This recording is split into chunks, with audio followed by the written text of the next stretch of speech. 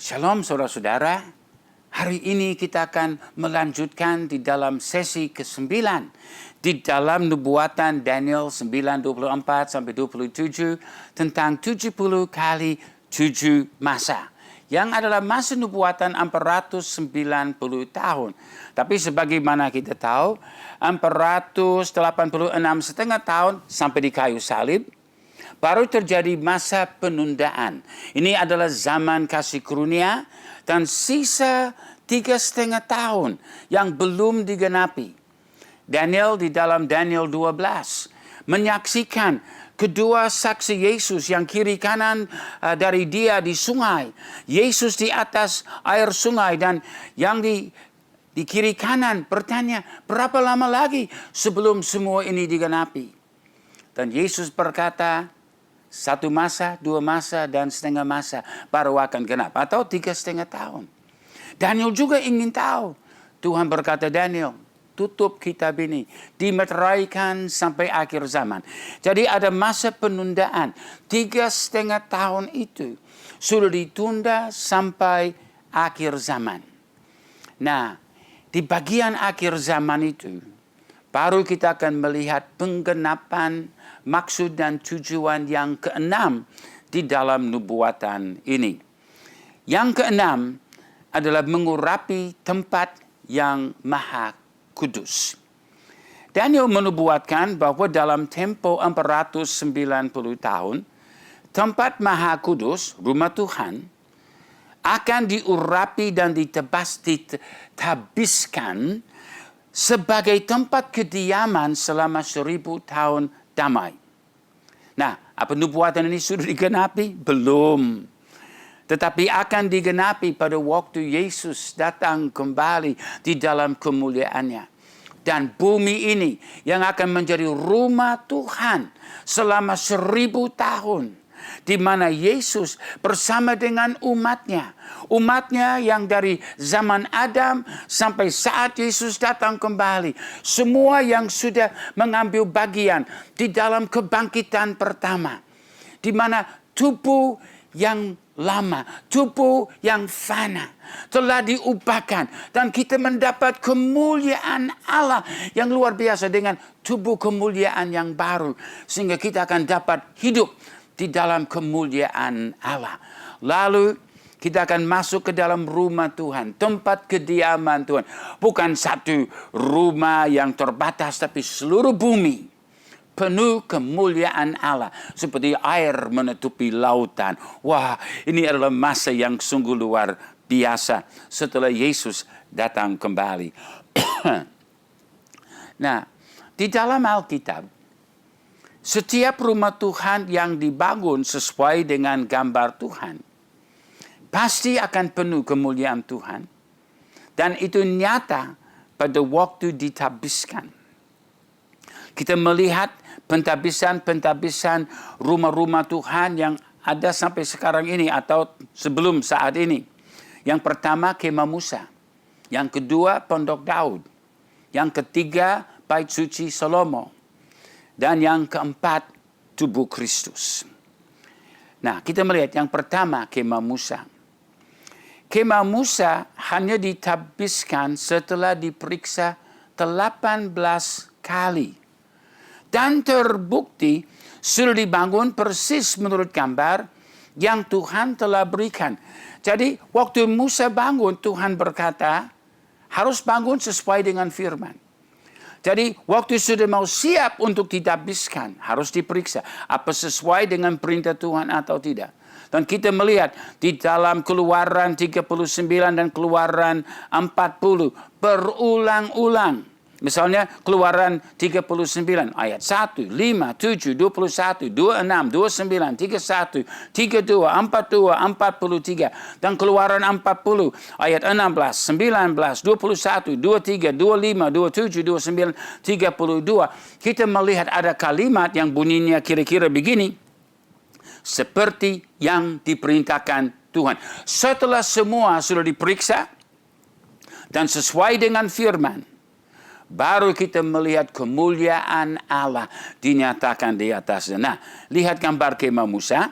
Di dalam Keluaran 25 dan 40, Tuhan telah memberi instruksi kepada Musa. Ini adalah cara harus dibangun. Ini letaknya, ini perabotnya, ini adalah ukuran-ukurannya. Dan ini menyatakan kebenaran-kebenaran di dalam perjalanan kita menuju kepada penggenapan rencana Allah. Jadi rumahnya juga merupakan peta tentang apa yang Allah mau kerjakan. Yang pertama, mezbah korban bakaran. Jadi, itu menggambarkan lahir baru. Ini tempat darah dicurahkan. Kolam pembasuhan. Ya, itu berbicara tentang baptisan air. Ini adalah waktu pertama masuk ke dalam rumah Tuhan. Bertobat, percaya, dan dibaptis. Baru masuk ke dalam tempat yang kudus. Kaki dian diisi dengan minyak urapan. Nah, ini berbicara tentang baptisan Roh Kudus yang akan menerangi firman. Seperti firman Tuhan juga berkata, Roh Kudus akan memimpin kita ke dalam segala kebenaran.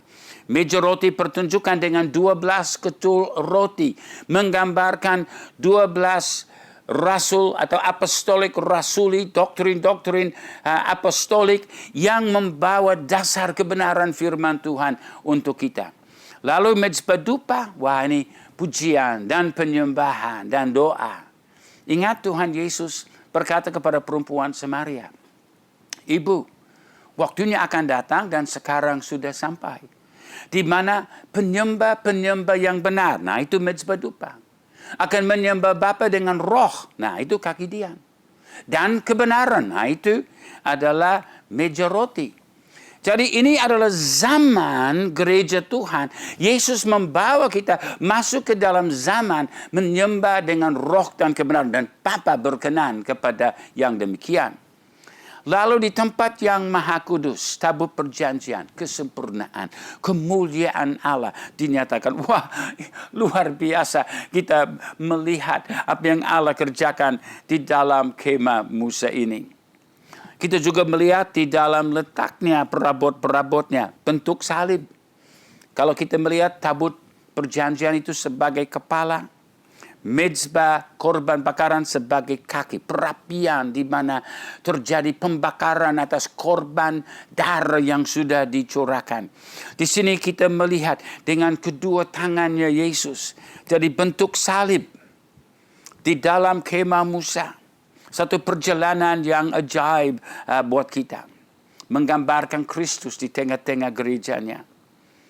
Juga di dalam melihat perkemahan bangsa Israel pada waktu mereka di kaki gunung Sinai. Mereka harus berkemah keliling. Dan mereka dengan 3 suku ke utara, 3 ke selatan, 3 ke timur, 3 ke barat. Dan kita melihat posisinya juga. Kalau kita lihat dari atas dan lihat ke bawah dari sudut Allah, dia dapat melihat salib dengan semua ternaknya. Jadi roda di tengah-tengah roda seperti di dalam kitab Yehezkiel. Tuhan perintahkan Musa untuk membangun rumahnya sesuai dengan gambar yang dia berikan. Keluaran 25:40. Ingatlah bahwa engkau membuat semuanya itu menurut contoh yang telah ditunjukkan kepadamu di atas gunung itu. Tidak boleh dibangun sembarangan. Dilanjutkan dalam ayat 33 sampai 35. Demikianlah diselesaikan Musa pekerjaan itu. Lalu awan itu menutupi kemah pertemuan. Dan kemuliaan Tuhan memenuhi kemah suci. Sehingga Musa tidak dapat memasuki kemah pertemuan. Sebab awan itu hinggap di atas kemah itu. Dan kemuliaan Tuhan memenuhi kemah suci. Aduh, kemah Musa luar biasa. Ditabiskan, diurapi sebagai tempat kediaman Allah. Kedua, kita baca tentang Pondok Daud. Pondok Daud adalah tenda atau pondok sederhana yang terletak di Bukit Sion. Namun Allah telah memilih untuk mendiami pondok sederhana itu dengan kemuliaannya. Di situ Raja Daud telah melayani menurut imamat Melkisedek. Karena dia bukan dari imamat Harun Lewi, Daud berasal dari suku Yehuda, bukan dari suku Lewi.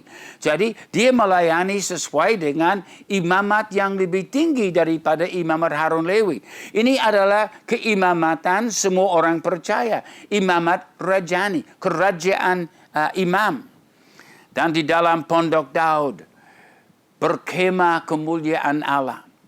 Mungkin jumlah maksimum orang yang bisa masuk satu kali sekitar 12 orang ya. Mungkin cukup untuk satu kelompok kecil orang sebagai pemuji, penyembah untuk menyembah kepada Bapa. Nah, latar belakang dari pondok Daud di Sion, pada zaman imam besar Eli dalam 1 Samuel 3 sampai 4, Eli sudah tua. Dia tidak terlalu memperhatikan apa yang terjadi. Kedua anaknya, Hofni dan Pinihas, telah menjadi pemain pelacur, pencuri korban, dan sangat mempermalukan nama Tuhan. Mereka melanggar firman Tuhan dengan membawa tabut perjanjian ke medan perang. Lalu tabut itu dirampas oleh bangsa Filistin. Kedua tabut di tangan Filistin. Apa terjadi? Dalam 1 Samuel 5 sampai 6. Selama 7 bulan tabut perjanjian ada di tanah Filistin. Dan mereka mengalami banyak malapetaka dalam murka Tuhan. Sehingga akhirnya mereka menaikkan tabut di atas kereta yang ditarik lembu dan dikembalikan ke Israel. Pada waktu tabut kembali di Israel, tabut itu ditaruh di ladang Yosua, orang Bet Semes. Tetapi mereka juga mengalami musibah murka Tuhan. Langkah ketiga, tabut sudah di Israel. 1 Samuel 7, 1-2. Setelah musibah di ladang Yosua, orang Bait Semes, tabut perjanjian dipindahkan ke Yiryat Yorim dan diletakkan di rumah Abinadab. Lalu tabut perjanjian telah tinggal di situ selama 20 tahun berikutnya. Keempat, tabut di zaman Saul, 1 Samuel 8 sampai 9 dan 1 Samuel 31. Setelah 20 tahun dan Samuel sudah menjadi tua, bangsa Israel menuntut agar mereka memiliki seorang raja seperti bangsa lain. Saul menjadi raja tetapi dia tidak mengindahkan tabut perjanjian dan mati dalam kenajisan. Kelima, kerinduan Raja Daud, 1 Tawarik 13. Raja Saul tidak mengindahkan tabut perjanjian, tetapi Daud sangat rindu memulihkan tabut perjanjian ke tempatnya di tengah-tengah kehidupan Israel. Daud sudah tahu bahwa tabut perjanjian itu adalah kemuliaan Allah, hadirat Tuhan, dan suara firman dan kehendak Allah. Maka Daud memutuskan untuk membuat sebuah pondok atau satu kemah sederhana untuk membawa tabut perjanjian ke Bukit Sion di Yerusalem. Langkah ke-6.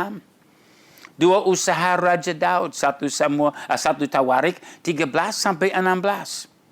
Usaha pertama gagal. Dalam 1 Tawarik 13 kita melihat Daud sungguh-sungguh, tapi dia sungguh salah. Daud telah menyampaikan visi pemulihan tabut perjanjian kepada para pemimpin. Lalu mereka sehati bertindak. Ada persatuan, ada pujian, penyembahan, sukacita besar di Israel. Bahkan mereka menggunakan kereta baru yang ditarik lembu untuk memikul tabut. Lalu ada musibah. Lembu tergelincir. Nah, supaya tabut perjanjian tidak jatuh, Uza telah mengulurkan tangannya untuk menahan tabut itu. Tetapi Uza dibunuh oleh murka Tuhan. Tuhan tidak perlu ditolong. Uza telah melanggar firman Tuhan. Dan Daud menjadi marah. Ternyata usaha pertama gagal. Kenapa? Karena mereka tidak melakukan pemulihan tabut itu sesuai dengan firman Tuhan. Tabut harus dipikul oleh para imam. Oleh karena itu Daud menyelidiki firman Tuhan. Sampai akhirnya dia mengaku, janganlah ada orang mengangkat tabut Allah selain dari orang Lewi. Sebab mereka lah yang dipilih Tuhan untuk mengangkat tabut Tuhan. 1 Tuarik 15 ayat 2. Sebab oleh karena pada pertama kali kamu tidak hadir, kata Daud kepada orang Lewi, maka Tuhan Allah kita telah menyambar di tengah-tengah kita. Sebab kita tidak meminta petunjuknya seperti seharusnya. 1 Tuarik 15 ayat 13. Setelah Daud sadar, baru ada usaha yang kedua. Nah, kita lihat dalam 1 Tuarik 15. Setelah Daud sadar bahwa usaha pertama gagal karena dia tidak melakukan pemulihan rumah Tuhan sesuai dengan firman Tuhan, maka bertobatlah dia dan kembali kepada firman Tuhan. Kita juga harus belajar dari pengalaman Daud itu. Lalu dalam usaha kedua dikatakan Allah menolong orang Lewi yang mengangkat tabut perjanjian Tuhan itu. 1 Tuarik 15:26. Kemuliaan Tuhan ditaruh dalam pondok Daud di Sion. Mazmur 50 ayat 2-3. Dari Sion, puncak keindahan, Allah tampil bersinar. Allah kita datang dan tidak akan berdiam diri. Di hadapannya api menjilat. Sekelilingnya bertiup badai yang dahsyat. Mazmur 102 ayat 14-19. Engkau sendiri akan bangun, akan menyayangi Sion. Sebab sudah waktunya untuk mengasihaninya. Sudah tiba saatnya. Sebab hamba-hambamu sayang kepada batu-batunya. Dan merasa kasihan akan debunya. Maka bangsa-bangsa menjadi takut akan nama Tuhan. Dan semua raja bumi akan kemuliaanmu. Bila Tuhan sudah membangun Sion. Sudah menampakkan diri dalam kemuliaannya. Sudah berpaling mendengarkan doa orang-orang bulus. Dan tidak memandang hina doa mereka. Biarlah hal ini dituliskan bagi akhir zaman. Bagi angkatan yang kemudian. Dan bangsa yang diciptakan nanti akan memuji-muji Tuhan. Mazmur 132 ayat 13-14. Tuhan telah memilih Sion. Mengingininya menjadi tempat kedudukannya. Inilah tempat perhentianku selama-lamanya. Di sini aku hendak diam. Sebab aku mengingininya. Jadi Daud mendapat pewahyuan imamat rajani. Rumah Tuhan yang penuh dengan kemuliaan di Sion. Bukan dilayani dengan imamat manusiawi dan kedagingan. Tetapi Daud sendiri akan menjadi imam yang melayani di dalam pondok Daud ini. Dia akan pakai jubah, dia akan melakukan korban. Kalau hanya imamat Lewi, tidak boleh. Tapi karena di dalam imamat Melkizedek, imamat rajani, kerajaan imam, Daud menjadi gambar dari Yesus yang ditabiskan menjadi imam besar menurut peraturan Melkizedek. Mazmur 110 ayat 1-4. Demikianlah firman Tuhan kepada Tuanku. Duduklah di sebelah kananku sampai ku buat musuhmu menjadi tumpuan kakimu. Ayat 4. Tuhan telah bersumpah dan ia tidak akan menyesal. Engkau adalah imam untuk selama-lamanya menurut Melkizedek. Jadi Daud melayani menurut imamat Melkizedek. Sebagaimana di dalam Mazmur 110 dan ayat yang keempat. Melkizedek, Raja Salem, Imam Allah yang telah melayani Abraham dan perjanjian yang kekal. Perjanjian itu adalah perjanjian iman dan kasih karunia yang genap dalam kayu salib. Karena perjanjian kekal itu telah berjalan bersamaan dengan hukum Taurat. Hukum Taurat terikat pada suku imam, yaitu imamat Lewi. Hanya orang dari suku Lewi boleh melayani sebagai imam. Tetapi Daud adalah dari suku Yehuda. Sama seperti Yesus. Yesus juga bukan dari suku Lewi. Imamat Harun Lewi di bawah imamat Melkizedek. Imamat Melkizedek, kerajaan imam. Ini adalah imamat yang kekal, yang sanggup untuk membawa gereja kepada kemenangan. Tapi peraturan imamat Harun Lewi penuh dengan segala hukum Taurat dan semua syariat-syariatnya membuat mustahil untuk orang menjadi pemenang. Itu sebabnya imamat Harun Lewi dibatalkan. Supaya imamat Yesus, imamat kerajaan imam, imamat rajani boleh berfungsi. Perhatikan Ibrani 7:13-15. Ia Yesus yang dimaksudkan di sini termasuk suku lain. Dari suku ini tidak ada seorang pun yang pernah melayani di mezbah. Sebab telah diketahui semua orang bahwa Tuhan kita berasal dari suku Yehuda. Dan mengenai suku itu, Musa tidak pernah mengatakan suatu apapun tentang imam-imam. Dan hal ini jauh lebih nyata lagi jikalau ditetapkan seorang imam lain menurut cara Melkizedek. Jadi, hukum Taurat tidak membatalkan perjanjian kekal. Galatia 3:16-19 menjelaskan bahwa hukum atau perjanjian yang sebelumnya, yang lebih dulu perjanjian Abraham, tidak dapat dibatalkan oleh hukum Taurat. Tapi waktu Yesus datang, dia justru membatalkan hukum Taurat karena dia sudah menggenapi setiap syariatnya. Jadi ada dua perjanjian, Abraham dan Musa. Ada dua imamat, imamat Melkizedek dan imamat Lewi. Nah, ini berdua berjalan bersamaan, tapi imamat Melkizedek lebih tinggi, lebih berkuasa, lebih mampu daripada Harun Lewi. Maka Daud secara sah telah melayani dengan iman menurut imamat Melkizedek, imamat rajani itu. Jadi lihat di dalam gambar ini, kita melihat yang garis merah di situ, imamat rajani yang kekal, itu sudah ada dari zaman Abraham. Perjanjian kekal, bukan sementara, kekal. Tetapi imamat Harun Lewi itu adalah sementara dan hanya berlangsung sampai kepada salib Kristus. Setelah itu sudah tidak lagi dipakai. Itu yang saudara dapat baca di dalam Galatia pasal 3. Nah, imamat rajani adalah satu-satunya pelayanan yang mampu membawa kita kepada kesempurnaan. Ibrani 7 ayat 11. Andai kata oleh imamat Lewi telah tercapai kesempurnaan. Sebab karena imamat itu umat Israel telah menerima Taurat. Apakah sebabnya masih perlu seorang lain ditetapkan menjadi imam besar menurut peraturan Melkizedek? Kalau imamat Lewi mampu, tidak perlu imamat lain. Tapi imamat Lewi, imamat Harun tidak mampu. Hanya imamatnya Yesus. Kalau Yesus adalah imam besar, ada kemampuan. Hanya Yesus sebagai imam besar yang menjadi manusia, yang menjadi korban. Dan lewat salib, penjelmaan, dan penyaliban sanggup untuk membawa keselamatan.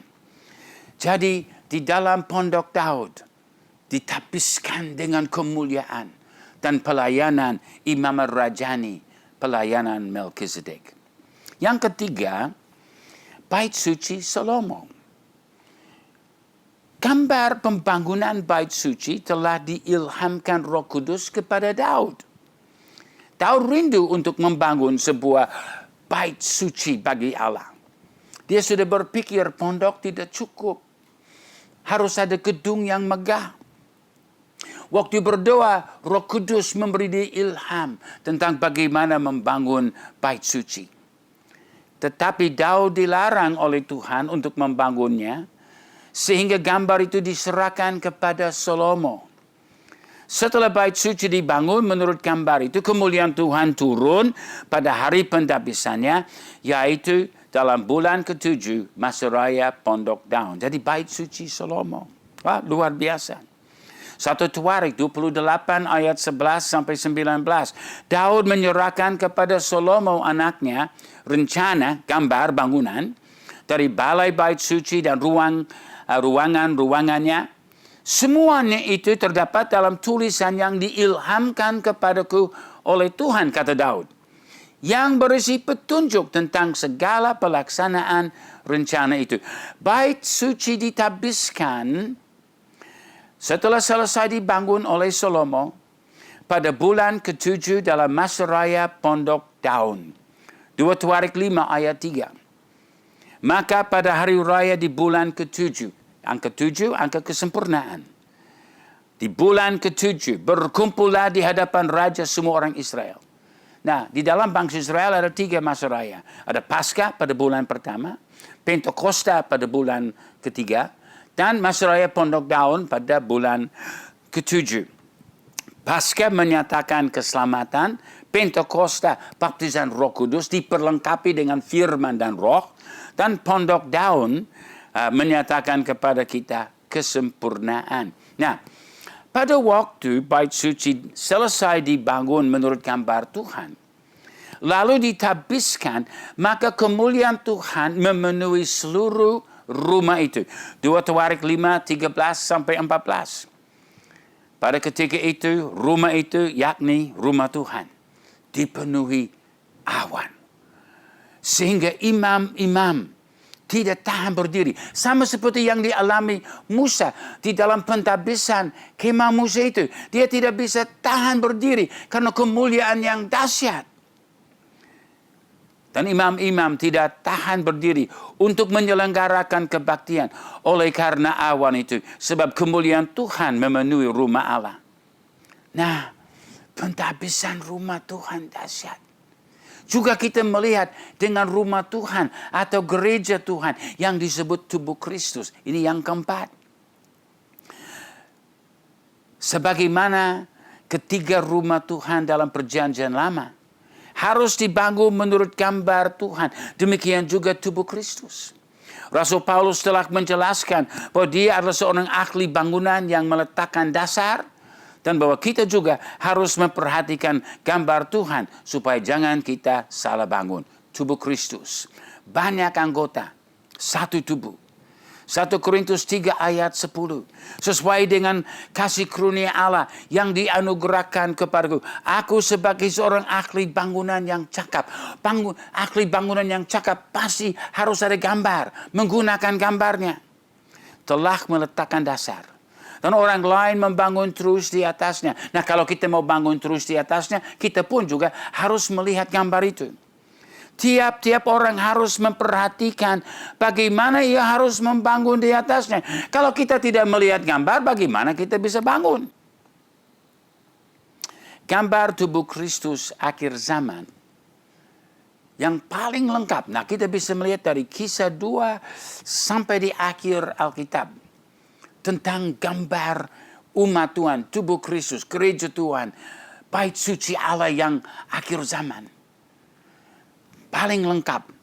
Kita lihat di dalam kitab Wahyu 4 dan 5. Yang penting untuk kita fahami di sini adalah Yesus berkata, aku akan mendirikan jemaatku. Matius 16:18.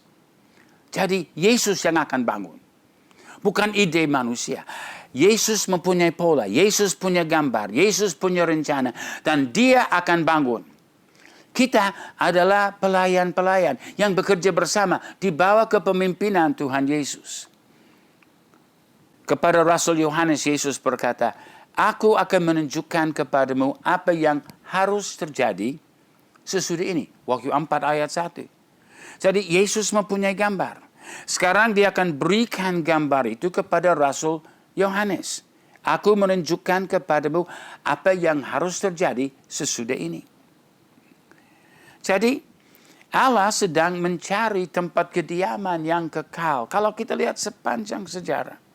Dalam zaman perjanjian lama, Allah menunjukkan bahwa dia berada dalam suatu perjalanan untuk menemukan tempat kediaman yang kekal. Keinginan yang sama juga ditaruh dalam hati Abraham. Bapa semua orang percaya. Apa kita punya hati yang sama? Kita mempunyai visi untuk melihat rumah Tuhan. Tempat kemuliaan Tuhan. Di mana air menutupi lautan. Kemuliaan Allah menutupi lautan seperti air menutupi. Air menutupi bagaimana ini? Kemuliaan Tuhan menutupi bumi seperti air menutupi lautan. Waduh. Saya rindu untuk melihat kemuliaan Allah seperti itu. Dan ini akan terjadi waktu Yesus datang kembali. Apa kita punya hati yang sama? Ibrani 11, 8-10. Karena iman Abraham taat. Ketika ia dipanggil untuk berangkat ke negeri yang akan diterimanya menjadi milik pusakanya, lalu ia berangkat dengan tidak mengetahui tempat yang ia tujui. Ayat 10, sebab ia menanti-nantikan kota yang mempunyai dasar, yang direncanakan dan dibangun oleh Allah. 1 Tawarik 17 ayat 5, kita melihat kerinduan Allah yang luar biasa. Aku tidak pernah diam dalam rumah sejak aku menuntun orang Israel keluar sampai hari ini. Tapi aku mengembara dari kemah ke kemah dan dari kediaman ke kediaman. Dia sedang berpindah-pindah dari rumah ke rumah, pondok ke pondok. Karena dia sedang mencari tempat kediaman yang kekal. Yang di dalam zaman perjanjian lama merupakan gambaran, bayangan untuk sesuatu yang Tuhan ingin wujudkan di dalam umatnya. Dalam zaman perjanjian lama, tempat terakhir ketiga rumah Tuhan adalah di atas 3 bukit yang di sekeliling Yerusalem. Kemah Musa di Bukit Gibeon, Pondok Daud di Bukit Sion, Bait Suci Salomo di Bukit Moria. Nah, kemah Musa di Bukit Gibeon, 2 Tawarik 1 ayat 3. Bukit pengorbanan yang di Gibeon. Sebab disitulah kemah pertemuan Allah yang dibuat Musa. Tetapi di situ tidak ada tabut kemuliaan. Tabut perjanjian sudah tidak ada. Itu sudah dicuri dari zaman yang sebelumnya. Itu sudah masuk ke dalam Filistin. Kemudian Saul tidak mencarinya. Kemudian harus dipulihkan oleh Daud. Tapi Daud tidak membawanya kembali ke dalam kemah Musa. Tidak. Bukan di Bukit Gibeon.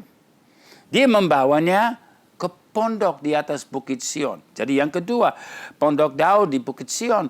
2 Tawarik 5 ayat 2. Mengangkut tabut perjanjian Tuhan dari kota Daud, yaitu Sion. Tidak mempunyai perabot yang lain. Semua perabot yang lain ada di kemah Musa. Tetapi tabut perjanjian ada di dalam Bukit Sion, Pondok Daud. Jadi pada waktu pentabisan Bait Suci Salomo, semua perabot diambil dari kemah Musa di Gibeon. Dan tabut diambil dari Pondok Daud di Sion. Lalu kita melihat yang ketiga, Bait Suci Salomo di Bukit Moria. 2 Tawarik 3 ayat 1. Salomo mulai mendirikan rumah Tuhan di Yerusalem di Gunung Moria. Jadi Gibeon, Sion, Moria. Kemah Musa, Pondok Daud, Bait Suci. 3 gunung sekeliling Yerusalem. Lukas 9:58, Yesus berkata, serigala mempunyai liang dan burung mempunyai sarang, tapi anak manusia tidak mempunyai tempat untuk meletakkan kepalanya. Jadi Yesus sedang mencari tubuhnya. Di mana tubuhnya? Supaya dia dapat meletakkan kepalanya. Tubuhnya adalah gerejanya. Tapi sekarang kita melihat gereja berantakan. Gereja tercerai-berai. Tapi Yesus berdoa, Bapa, jadikan mereka satu. Supaya dunia percaya. Kalau kita mau melihat manifestasi kemuliaan Tuhan di atas muka bumi, gereja harus bersatu. Tubuh Kristus harus bersatu. Supaya kepala Yesus meletak persis di atas tubuhnya. Dan memberi komando, pewahyuan, pimpinan. Dan menunjukkan kepada kita jalan untuk kita dapat menang. Dalam Mazmur 125 ayat 2. Yerusalem, gunung-gunung sekelilingnya. Ya, Gibeon, Sion, Moria.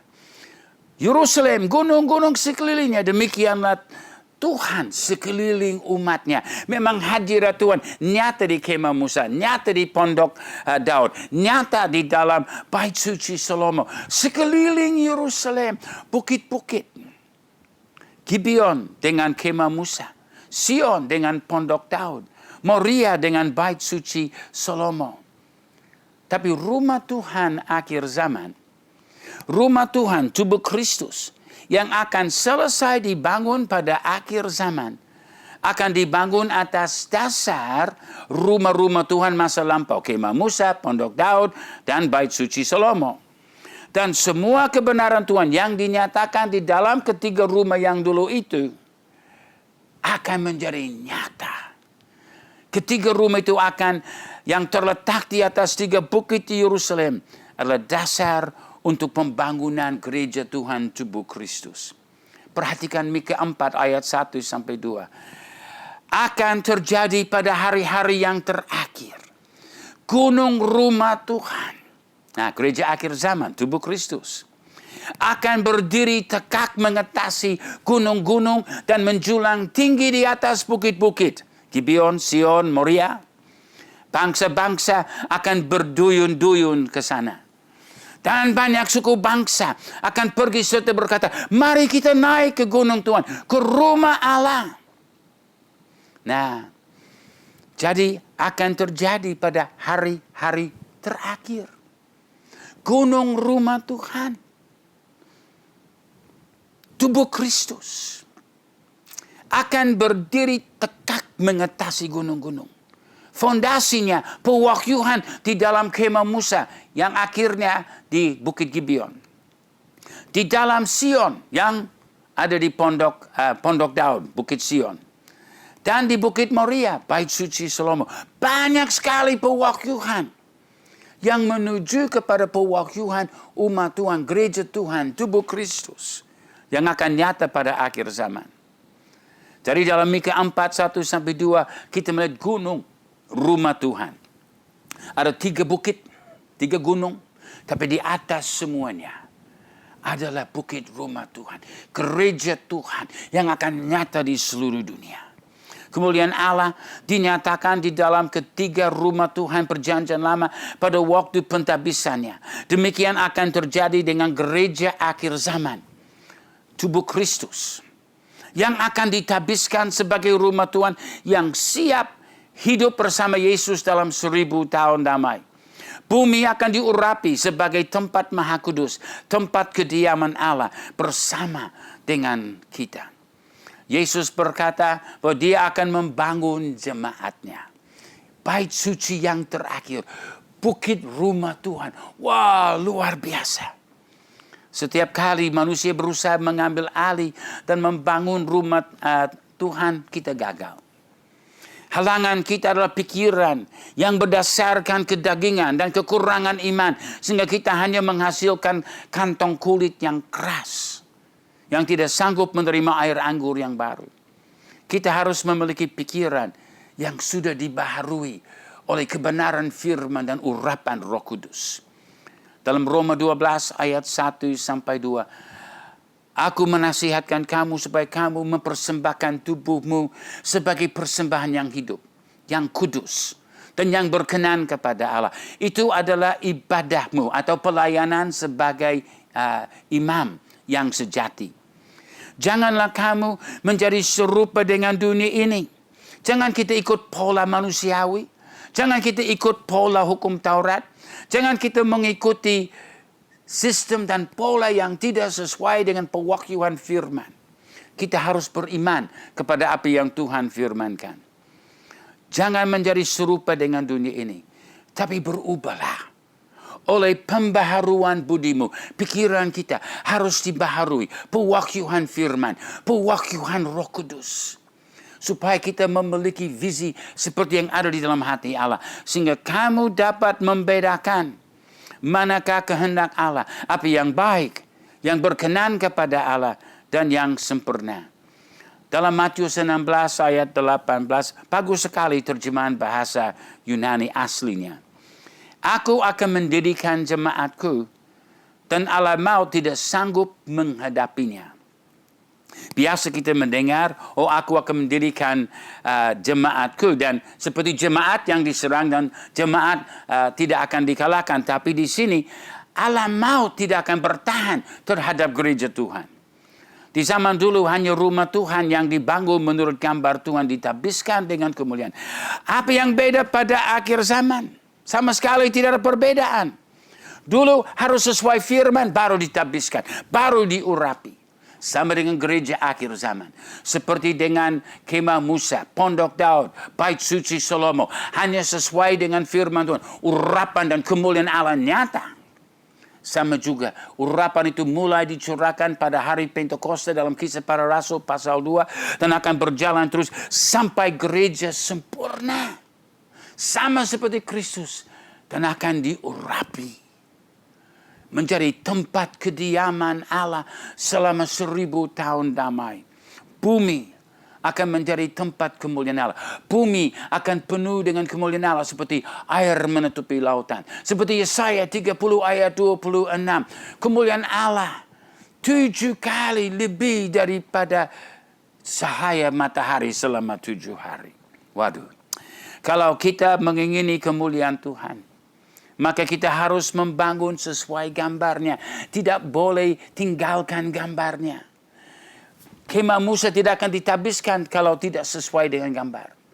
Ini adalah satu prinsip. Paulus, dia berkata dia sudah adalah ahli bangunan yang cakap. Dia sudah membangun sesuai dengan gambar. Orang lain harus perhatikan bagaimana membangun. Kalau kita ingin melihat klausa ke-6, maksud dan tujuan ke-6 di dalam nubuatan Daniel digenapi, kita harus membangun sesuai dengan firman Tuhan.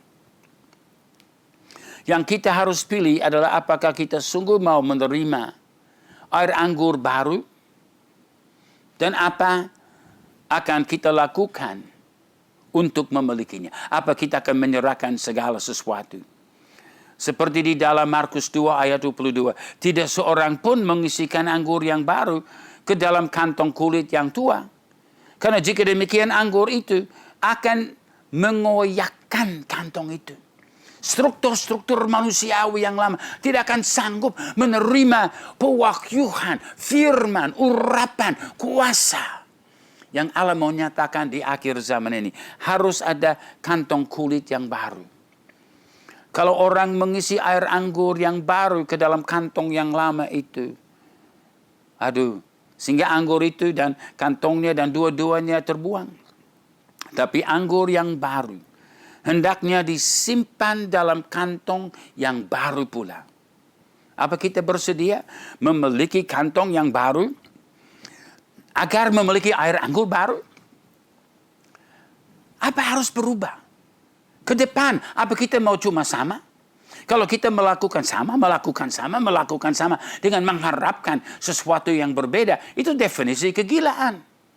Kalau kita ingin mencapai apa yang ada di dalam hati Allah, kita harus berubah. Kedagingan harus ditanggalkan. Kita harus bertobat. Kita harus percaya. Kita harus beriman. Kita harus berseru dan menyerah kepada Tuhan. Karena di dalam kantong kulit yang baru, Dia akan mengisi kemuliaannya. Gereja Tuhan akan ditabiskan.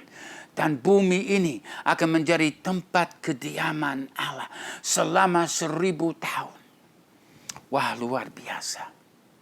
Pewahyuan kantong kulit baru di dalam Wahyu 4 ayat 1. Pada waktu Yesus berbicara kepada Rasul Yohanes. Kemudian daripada itu, aku melihat sesungguhnya sebuah pintu terbuka di surga. Haleluya. Ada pintu terbuka.